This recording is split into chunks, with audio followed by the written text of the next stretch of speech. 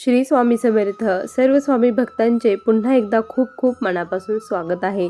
जिथे स्वामी पाय तिथे न्यून काय, स्वयं भक्त प्रारब्ध घडवी हिमाय. या वाक्याची प्रचिती देणारा आजचा खरंच खूप रोमांचक असा अनुभव आहे. जे एक नास्तिक भक्ताला महाराज कशा प्रकारे त्यांच्या सेवेत आणतात आणि जे काही जीवनात घडत असते ते महाराजांच्याच इच्छेने घडत असते हे सांगणारा आजचा खूप सुंदर अनुभव आहे. त्यामुळे हा अनुभव अगदी शेवटपर्यंत प्रत्येक स्वामी भक्ताने बघावा. चला तर मग या सुंदर अशा अनुभवाला दादांच्या शब्दामध्ये सुरुवात करूया. दादा म्हणतात, सर्वप्रथम सर्वांना श्री स्वामी समर्थ. अनंत कोटी ब्रह्मांड नायक राजाधिराज योगीराज परब्रह्म भगवान श्री स्वामी समर्थ महाराज यांच्या चरणी कोटी कोटी प्रणाम. स्वामी भक्तांनो, आज मी तुम्हाला माझ्या जीवनातील महाराजांनी मला दिलेले खूप मोठे अनुभव सांगणार आहे. सर्वप्रथम सांगायला फार आनंद वाटेल की मी महाराजांच्या सेवेमध्ये कसा आलो. मी पूर्णपणे नास्तिक होतो. 1980ची गोष्ट आहे. या दरम्यानमध्ये महाराज काय, महाराजांची सेवा काय काहीच माहीत नव्हतं आणि माझा या सेवेवरती किंवा देवतावरती चमत्कारावरती अजिबात थोडा देखील विश्वास नव्हता. पण महाराजांनी अशी काही परिस्थिती निर्माण केली की त्यामुळे मला महाराजांशी एकरूप व्हावं लागलं आणि महाराजांची सेवा करावी लागली. माझा जो मेव्हणा आहे तो दिंडोरी प्रणित सेवा मार्गामध्ये काम करत होता. त्यावेळेस मोरेदादा होते आणि मोरेदादांच्या तो खूप जवळचा होता. तो माझ्या पत्नीला कायम सांगायचा की तू देखील महाराजांची सेवा सुरू कर, घरातील जे काही अडचणी आहे त्या दूर व्हायला सुरुवात होतात. पण माझा याला प्रचंड विरोध असल्यामुळे घरात कोणीच महाराजांची सेवा करत नव्हतं. पण महाराजांनी काय केलं की माझा जो छोटा मुलगा आहे तो 4 वर्षाचा होता. त्यावेळेस महाराजांनी असं काही केलं की म्हणतात ना की गुरुचरित्रामध्ये राजाला जसा स्फोट उठवला महाराजांनी आणि त्याचं निधन कुठंच झालं नाही. शेवटी महाराजांकडे आल्यानंतर तो स्फोट नाहीसा झाला. हे फक्त निमित्त मात्र असतं. महाराज त्यांच्याकडे बोलवण्याचं हे काम असतं.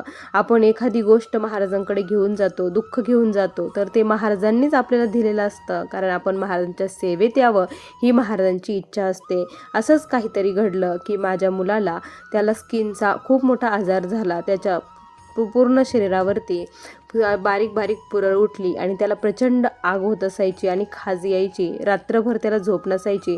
आम्ही पुणे येथे सर्व डॉक्टर, स्किन स्पेशलिस्ट बघितले, सर्वांकडे गेलो. सर्वांनी वेगवेगळे औषध दिले, ट्रीटमेंट दिली, पण माझ्या मुलाला काहीच फरक नव्हता.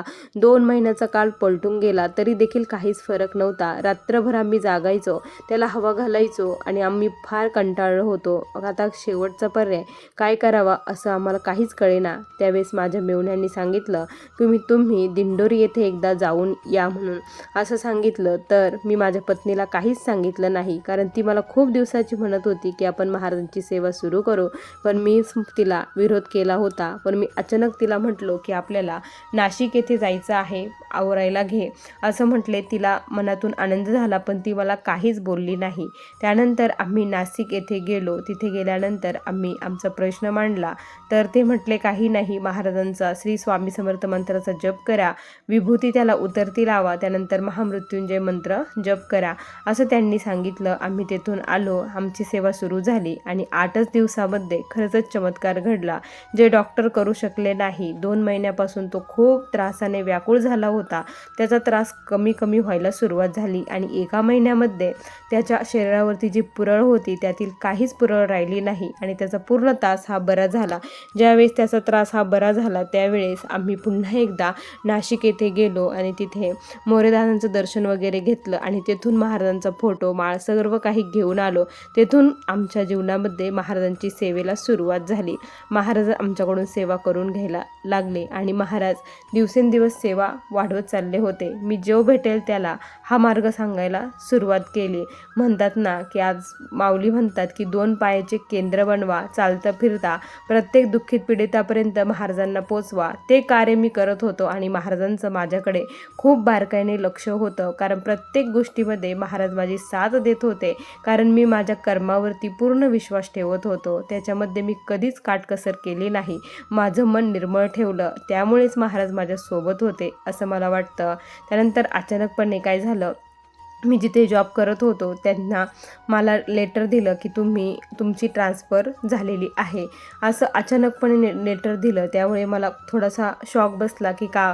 मी महाराजांना प्रश्न देखील विचारले की महाराज, सर्व फॅमिली सेटल झालेली आहे, सर्व व्यवस्थित आहे, मुलांचे जन्म वगैरे सर्व व्यवस्थित इथेच झालेले आहे, आता दुसऱ्या ठिकाणी जायचं, तिथे वातावरण बदलणार, शाळा बदलणार, मुलांचे मित्र बदलणार, सर्व काही डिस्टर्ब होऊन जाणार, का बरं स्वामी तुम्ही असं केलं, ही ट्रान्सफर थांबवा.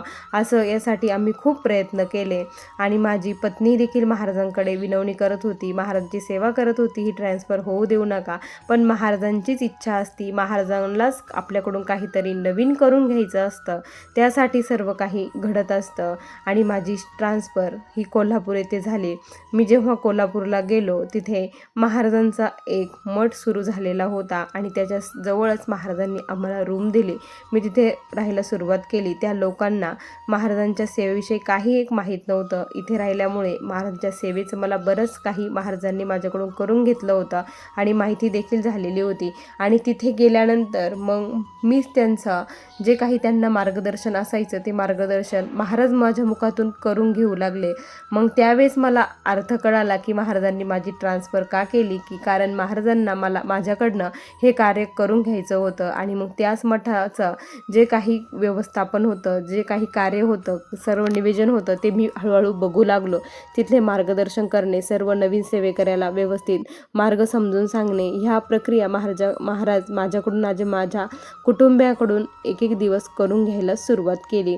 त्यावेळेस खूप छान वाटायचं की महाराज आपल्या मुखाचा वापर असा करत आहे हे बघून मला खूप भरून यायचं. आणि आपण कसं होतो, किती नास्तिक होतो, महाराजांना मानत नव्हतो, पण आज महाराजांनी आपल्याला अशा ठिकाणी आणून ठेवलं आहे की आज आपली दिवसाची सुरुवात ही महाराजांपासनं होते आणि शेवट देखील महाराजांपासनं होतो. त्यानंतर स्वामी भक्तांनो, माझी जी मुलगी आहे तिचं लग्न जमत नव्हतं, पण माझा स्वामींवरती प्रचंड विश्वास होता. जे स्वामी करतील ते करतील, कारण महाराज असे आहेत ना, ते भक्ताची प्रचंड परीक्षा बघतात की असं जर हे सुख दिलं तर हा माझ्यापासून लांब जाईल असं स्वामींना वाटतं. म्हणून महाराज आपली परीक्षा बघतात आणि दुःख देतात. महाराजांना कुठलंच दुःख सांगण्याची गरज नसते, कारण ते दुःख त्यांनीच दिलेलं असतं. आपल्या पूर्वजन्माईच्या आपलं जे काही कर्म आहे त्यानुसार आपल्याला ते भोगायला प्राप्त झालेलं असतं. त्यामुळे महाराजांना सांगायची गरज नाही, महाराज आपली आई आहे. माझ्या मुलीचं लग्न जमत नव्हतं, पण मला विश्वास होता महाराज नक्की एक दिवस योग्य पद्धतीने माझ्या मुलीचं लग्न योग्य ठिकाणी जुळवतील. आणि 4 वर्षानंतर माझ्या मुलीचं लग्न झालं आणि ती पुणे येथे तिला दिलं. तिची वेल सेटल, सर्व काही व्यवस्थित, शिक्षण वगैरे व्यवस्थित तिचं झालेलं होतं. त्यानंतर स्वामी भक्तांनो, माझ्या जीवनामध्ये प्रचंड मोठं दुःख ओढवलं गेलं. म्हणतात ना की महाराज आपल्या भक्ताच्या पाठीशी सदैव उभे राहतात, पण याचा माझ्यावरती किती विश्वास आहे याची परीक्षा शेवटच्या क्षणापर्यंत महाराज घेतात. आणि तशीच परीक्षा, शेवटची परीक्षा म्हणावी लागेल, अशी परीक्षा महाराजांनी माझी घेतली. कारण अचानक माझ्या डोक्यामध्ये प्रचंड वेदना व्हायला सुरुवात झाली. एवढ्या वेदना व्हायच्या की ती वेदना थांबतच नव्हत्या. सेवा केली, काही केलं तरी थांबत नव्हत्या. म्हणून एक दिवस मी सहज हॉस्पिटलला जाऊन आलो. तिथे माझा CT स्कॅन वगैरे करण्यात आला, तर डॉक्टरांनी सांगितलं की तुमच्या मेंदूमध्ये एक गाठ आहे, त्याचं ऑपरेशन करावं लागेल. हे ऐकल्यानंतर माझ्या तर पायाखालची जमीनच सरकली की मला कशी गाठ आली. मी तर स्वामींची एवढी सेवा करत होतो, एवढं स्वामींचं करतो, आणि स्वामींनी माझ्या नशिबात हे का बरं आणलं असं मला वाटायला लागलं. स्वामींशी मी खूप भांडलो, खूप त्यांना बोललो, पण ते महाराजच ते हसत असतील आणि मी इकडे रडतो आणि बोलत होतो. त्यानंतर स्वामी भक्तांनो, दिवसेंदिवस माझी श्रद्धाभाव तर हा स्वामींवरच होताच. माझी पत्नी महाराजांची खूप सेवा करायला सुरुवात केली की त्यांचं हे व्यवस्थित होऊ द्या, ऑपरेशन कॅन्सल होऊ द्या, यासाठी ती महाराजांकडे भीक मागू लागली. स्वामीचरित्राचे पारायण, गुरुचरित्राचे पारायण, जे नाही ते पारायण ती करायला सुरुवात केली. मी तिला एकच सांगायचो की जशी महाराजांची इच्छा आहे, जसे माझ्या भाग्यात लिहिलेलं आहे तसं घडणार आहे. तू महाराजांकडे भीक मागू नको, त्यांना काहीच सांगायची गरज नाही, तू टेन्शन घेऊ नको, महाराज आपल्यासोबत आहे. मी तिला असा धीर द्यायचो आणि अगदी ऑपरेशनची डेट देखील डॉक्टरांनी दिली होती. आणि त्यानंतर डॉक्टरांनी माझा एकदा पुन्हा सिटी स्कॅन करायचं ठरवलं. त्या अगोदर मी पुन्हा एकदा दिंडोरी येथे जाऊन आलो. तिथे सर्व काही परिस्थिती सांगितली. त्यावेळेस मला आशीर्वाद स्वरूप एक नारळ मिळालं आणि तिथे सांगितलं की काळजी करू नका, सर्व काही व्यवस्थित होईल. असा आशीर्वाद मिळाल्यानंतर मी पूर्णपणे बिंदास झालो. आता जे होईल ते महाराज करतील आणि मी ऑपरेशनसाठी पूर्णपणे सज्ज झालेलो होतो. त्यानंतर मग माझं ऑपरेशनची डेट जी ठरली होती त्या अगोदर पुन्हा रिपोर्ट करण्यात आले, तर त्याच्यात ती गाठ वाढलेलीच होती आणि त्याचं ऑपरेशनशिवाय दुसरा पर्यायच नाही असं सांगितलं. मग ऑपरेशनमध्ये महाराज तुम्ही माझ्यासोबत चलावं असं महाराजांना विनंती केली आणि मी ऑपरेशनला गेलो. तिथे गेल्यानंतर तब्बल 7 ते 8 तास माझं ऑपरेशन चाललं. ऑपरेशन वगैरे सर्व काही झालं. त्यानंतर आता खूप मोठा प्रश्न होता, तो म्हणजे जी गाठ होती ती आता तिचं चेकिंगसाठी पाठवणार होती की ती ट्युमरची गाठ आहे की काय हे बघायचं होतं. त्यानंतर गाठ चेकिंगसाठी पाठवली. माझं ऑपरेशन एकदम व्यवस्थित स्वामींच्या कृपेने सक्सेसफुल झालेलं होतं. त्यानंतर जेव्हा गाठीचे रिपोर्ट आले त्यावेळेस मी तेव्हाही म्हणत होतो, महाराज आहे, अशक्य ते शक्य करतील स्वामी, काहीच होणार नाही. माझ्याकडून जर स्वामींना आणखी पुढे कार्य करून घ्यायचं असेल तर याच्यातून मी बाहेर निघेल आणि जर नसन करायचं तर महाराज काहीतरी मला करतील, मला घेऊन जातील त्यांच्याकडे, असं मी स्पष्टपणे बोललो होतो. आणि पण ते रिपोर्ट ऐकल्यानंतर सर्वांना खूप आनंद झाला, कारण ते रिपोर्ट नॉर्मल होते, ती गाठ ट्युमरची नव्हती. हे बघून सर्वांना खूप आनंद झाला. त्यानंतर माझं जे काही सेवा होती ती पुन्हा नव्याने सुरू झाली. पण म्हणतात ना की आपल्याला सुख हे पूर्णपणे मिळू शकत नाही. तुम्ही किती सेवा करा, काही करा, जे नशिबात लिहिलेलं आहे ते आपण टाळूच शकत नाही. ते भोगूनच संपावं लागणार आहे. ते लढण्याची ताकद फक्त महाराज आपल्याला देतात. माझं कार्य सुरूच होतं. माझी जी मुलगी आहे तिच्या जीवनामध्ये प्रचंड अडचणी सुरू होत्या. ती देखील महाराजांची सेवेकरी, ती महाराजांची खूप सेवा करायची, पण तिच्या जीवनात प्रचंड अडचणी निर्माण झाल्या. तिच्या मिस्टरांचा जॉब गेला, त्यानंतर तिला मुलगा झालेला होता, त्यामुळे ती जॉब करू शकत नव्हती. मुलगा थोडासा मोठा झाला आणि आता शिक्षणामध्ये लग्न झाल्यापासून 5-6 वर्षाचा गॅप पडल्यामुळे तिला आता नोकरी देखील ती करू शकत नव्हती, कारण तिला एवढं हे नव्हतं राहिलं की आता आपण जॉब करू शकतो, एवढं कॉन्फिडन्स तिच्यामध्ये राहिलेला नव्हता. त्यानंतर मग ती म्हटली आता काय करायचं, तर त्यानंतर ती म्हटली आपण छोटासा व्यवसाय सुरू करूया. तिने जे काही व्यवसाय सुरू केले, पण त्या व्यवसायामध्ये तिला अपयशच येत होतं. मी महाराजांकडे त्यावेळेससुद्धा काहीच मागितलं नाही. तुम्ही माय माऊली आहात, तुम्हाला सर्व काही माहीत आहे, लेकरांची मनाची व्यथा तुम्ही सर्व काही जाणता, तुम्हाला सांगायची गरज नाही. मी फक्त श्री स्वामी समर्थ या षडाक्षरी मंत्राचा खूप मनोभावे जप करत होतो. त्यानंतर माझी पत्नीही खूप सेवा करत होती, माझी मुलगी सेवा करत होती. तिने 4-5 व्यवसाय केले, पण सर्वांमध्ये तिला अपयशच येत होतं, यश कशातच भेटत नव्हतं. ती खूप डिप्रेशनमध्ये चाललेली होती. आम्ही तिला एकच सांगितलं, फक्त श्री स्वामी समर्थ या मंत्राचं कर, स्वामींवरती विश्वास ठेव, सर्व काही व्यवस्थित होईल, तुझे देखील सुखाचे चांगले दिवस येतील, एवढं आम्ही तिला सांगत होतो. त्यानंतर स्वामी भक्तांनो, तिला मग अशी एका ठिकाणी हे झालं की ती जे काही कॉलेज होतं त्या कॉलेजवरती ती एकदा अशीच गेलेली असताना त्यावेळेस तिथे त्यांनी विचारलं की तुमचं शिक्षण वगैरे, तर हिचं BEd वगैरे झालेलं होतं. तर हिने सांगितलं. त्यानंतर ते म्हटले की तुम्ही जॉब करू शकता का, तर ही म्हटले की पण माझं खूप गॅप आहे, त्यामुळे मला जमतं की नाही मला माहीत नाही. ते म्हटले तुम्ही एकच करा, उद्या इंटरव्ह्यूसाठी या, नंतर आपण बघूया. इंटरव्ह्यूसाठी या, त्यांनी तर बोलवलं. तर हिला खूप टेन्शन आलं. तिने मला कॉल केला की बाबा असं सांगितलं आहे, बोलवलं आहे, आता मी काय करू. तिला म्हटलं बिनधास्त जा, स्वामींवरती विश्वास ठेव आणि स्वामींना सोबत घेऊन जा, एवढं मी सांगितलं. आणि तिने तसंच केलं. महाराजांना, स्वामी तुम्ही माझ्यासोबत चला आणि माझ्या मुखातून तुम्हीच बोला, मला काहीच बोलता येणार नाही, असं तिने स्पष्टपणे महाराजांना सांगितलं. तिथे गेली. तिचा इंटरव्ह्यू जवळपास 45 ते 50 मिनिटं इंटरव्ह्यू चालला. या इंटरव्ह्यूमध्ये त्यांनी जे प्रश्न विचारले ते तिने सर्व काही सांगितलं. त्यानंतर 2 दिवसांनी त्यांचा फोन आला की तुमचं सिलेक्शन झालं, तुम्ही जॉबला या म्हणून.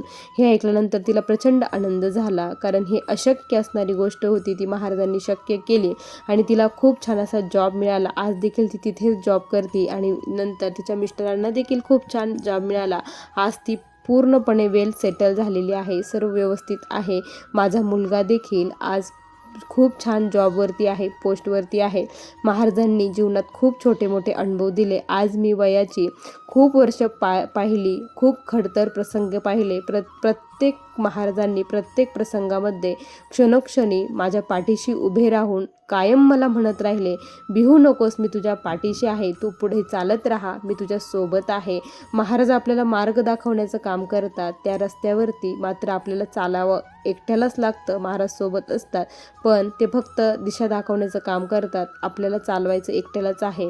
असं नाही की महाराजांची सेवा केल्यानंतर खूप पैसा मिळतो, धन मिळतं, दौलत मिळते, असं नाही.